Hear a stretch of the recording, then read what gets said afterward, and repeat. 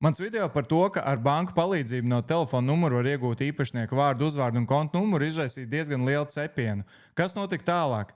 Pirmkārt, Svetbank man šo pakalpojumu nobloķēja. Pēc tam Svetbank, SEB un Latvijas Banka man atbildēja, ka konta numuru atspoguļošana pēc telefona numura ir iespējama tikai pēc paša klienta piekrišanas. Jā, Svetbankai taisnība, klientam tiešām pašam ir jāpiekrīt, bet šī piekrišana acīm redzam ir pārāk vienkārša, jo daudziem cilvēkiem pašiem nezinot, Svetbankai bija aktivizēts šis pakalpojums. Kā tas notika?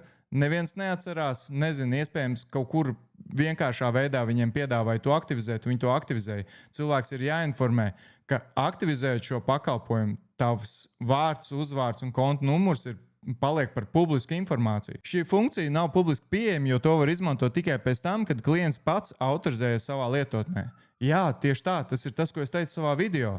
Krāpnieks autentificējas un ieiet upura internetbankā un pēc tam pārbauda viņa potenciālo mērķu telefonu numurus.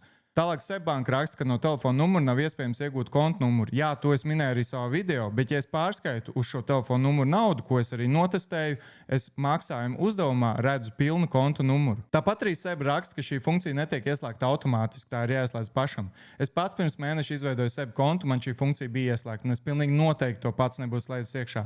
Tāpat arī manai mammai, kura ļoti rūpēs par savu drošību, tā bija ieslēgta, un viņa tiešām teica, ka viņa nekad to nav slēgusi iekšā, un arī vēl daudziem, kas rakstīja komentārus. Jā, droši vien reģistrācijas laukā kaut kur bija ķeksis vai poga, ka es piekrītu šim pakalpojumam, bet es to apzināti neesmu ieķeksējis vai spiedis.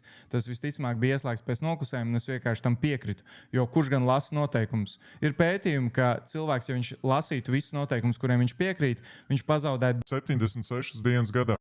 Vai tu tiešām gribi veltīt 76 dienas gadā. un lasīt visu iespējamo, ko tev piedāvā lasīt, vai tomēr šim pakalpojumam būtu jābūt atsevišķai pogai? Pašas Latvijas bankas statistika liecina, ka gandrīz 600,000 Latvijas iedzīvotāji ir piekrituši šim pakalpojumam. Jūs tiešām domājat, ka trešdaļa Latvijas ir gājusi speciāli internetu bankā, spiedus pogu, aktivizēt pakalpojumu, ar kuru pēc man telefona numuru varēs iegūt man vārdu uzvārdu? Jūs tiešām tā domājat? Pēc tam sakoja Latvijas bankas paskaidrojums, kas ir zibsaits un cik daudz cilvēku to lieto, un ka eksistē kaut kāda ierobežojuma 12 pieprasījumu dienā, 150 pieprasījumu mēnesī, bet krāpniekam tā nebūs problēma. Viņš iegūs vienu upuru kontu pieeju, pārbaudīs pirmos 12 numurus, pēc tam nākamā upuru kontu pieeju, nākamos 12 numurus un tā tālāk. Komentārs par to, ka daudz kur Eiropas Savienībā jau tiek izmantots šāds pakalpojums, manuprāt, nav vietā, jo tas nepadara šo pakalpojumu par mazāku risku.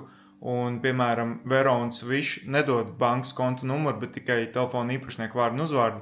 Savukārt Blik nedod nekādu informāciju par telefona īpašnieku. Un savu tekstu viņi noslēdz ar aicinājumu saglabāt modrību.